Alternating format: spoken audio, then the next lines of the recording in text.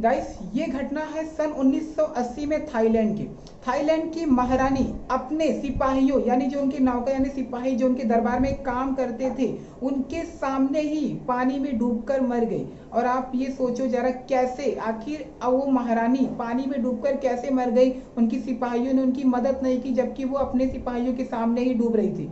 अब आप इसका रीजन बताइए, अगर आपको इसका रीजन पता है तो, नहीं तो मैं चलिए आपको आगे बताता हूँ। चलिए इसका रीजन मैं आपको बताता हूँ। असल में बात यह है कि जो थाईलैंड की महारानी थी उन्होंने अपने दरबार में जितने भी लोग थे यानी उनके महल या फिर उनके आसपास के जितने भी लोग थे उन्होंने सबको आदेश दिया था कि उन्हें कोई भी छू नहीं सकता सिवाय उनके राजा के, उन्हें कोई हाथ नहीं लगा सकता। असल में बात यह थी कि अगर उनसे कोई मिलने आता था तो उनके पैरों में पड़ते थे, उनका हाथ मतलब उनका हाथ अपने हाथों में ऐसे छूते थे तो उन्हें पसंद नहीं था। तो उन्होंने वहां के लोगों को आदेश दिया था कि उन्हें उनके पति के अलावा कोई भी छू नहीं सकता क्योंकि उन्हें पसंद नहीं था। और उन्होंने ये भी कहा था कि अगर जो भी उन्हें छुएगा तो उन्हें कड़ी दंड दिया जाएगा। इसी डर के कारण उनकी कोई मदद नहीं करता था। उस दिन जब वो रात को पानी में डूबकर मर रही थी तो उनके सामने सिपाही खड़े हुए थे।